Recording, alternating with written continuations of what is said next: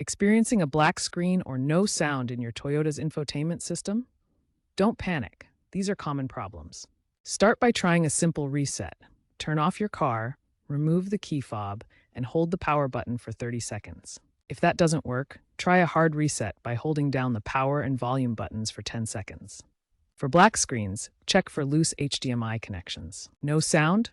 Inspect the infotainment fuse, often located in the engine bay or cabin, and replace it if blown.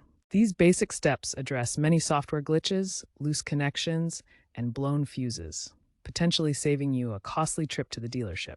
Always ensure your system has the latest software updates via the Toyota app or a dealership visit. If basic resets fail, try a full system reboot or factory reset via Settings menu. Remember, this will erase your data, so back up first. For persistent issues, connectivity problems like Bluetooth malfunctions may be the cause. Ensure proper pairing and try Toyota's Entune app. Keep in mind, the trend towards over-the-air updates means newer models can often receive fixes without a visit to the dealership.